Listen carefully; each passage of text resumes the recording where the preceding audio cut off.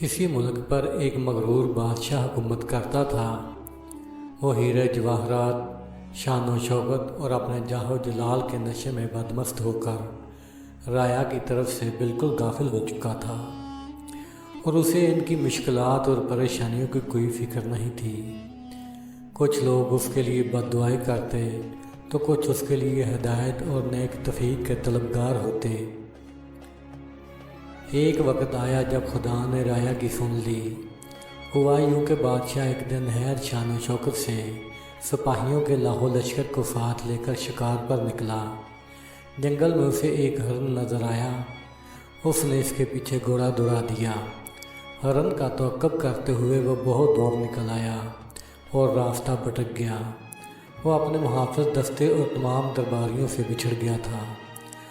ادھر انہوں نے بادشاہ کو بہت ڈھونڈا، لیکن گہرے جنگل میں مایوسی کے سوا کچھ ہاتھ نہ آیا، اور یوں بھی رعایا کی طرح بادشاہ کے سپاہی اور درباری سبھی اس کی اکڑ اور غرور سے تنگ آ چکے تھے۔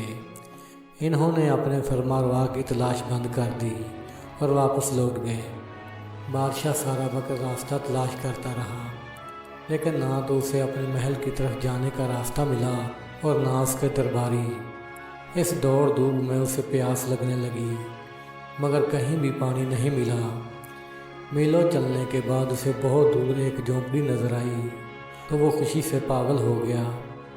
اس نے سرپٹ گھوڑا دوڑایا اور جھونپڑی تک جا پہنچا۔ وہاں ایک بزرگ بیٹھے عبادت میں مشغول تھے اور ایک طرف کونے میں پانی کا گھڑا رکھا تھا۔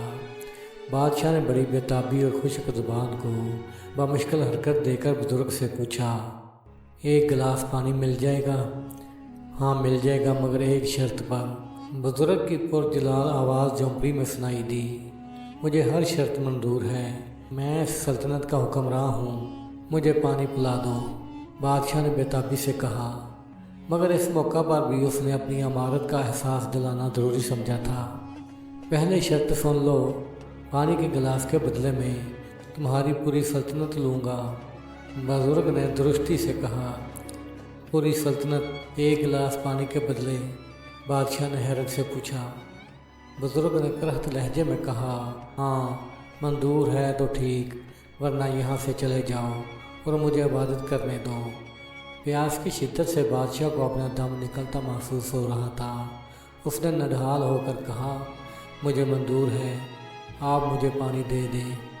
پانی پی کر بادشاہ کی جان میں جان آئی تو وہ بزرگ سے کہنے لگا، وعدے کے مطابق اب میں بادشاہ نہیں رہا، آپ میری جگہ بادشاہ ہو گئے ہیں۔ آپ میرے ساتھ محل میں آئیں اور تخت سنبھال کر مجھے وہاں سے رخصت کریں۔ بادشاہ کی بات سن کر بزرگ نے مسکراتے ہوئے بے نیازی کے ساتھ کہا، جس سلطنت کی قیمت ایک گلاس پانی ہو، اس کی حقیر بادشاہت لے کر میں کیا کروں گا؟ یہ سن کر بادشاہ بہت شرمندہ ہوا۔ اسے اپنی اصلیت کا علم ہو گیا تھا اور وہ جان چکا تھا کہ واقعی انسان کے پاس دنیا بھر کے خزانے ہوں یا کوئی بڑی سلطنت، لیکن جب وہ مجبور ہو تو اس کی قیمت ایک گلاس پانی کے برابر بھی نہیں ہے۔ بادشاہ کے دل سے شان و شوکت اور اپنی عمارت کا سارا ذوق و شوق اور ہر آرزو گویا جاتی رہی۔ اس نے خدا کا شکر ادا کیا کہ آج اسے ہدایت ملی۔ بادشاہ نے ایک اچھے حکمراں کے طور پر زندگی بسر کرنے کا فیصلہ کر لیا۔ تب اس بزرگ نے بادشاہ کو گہرے جنگل سے نکالا اور محل تک پہنچایا۔ اس موقع پر بادشاہ نے بزرگ سے وعدہ کیا کہ وہ اللہ کے بندوں کے ساتھ بھلائی کرے گا اور اپنی رعایا کی خبر گیری کرتا رہے گا۔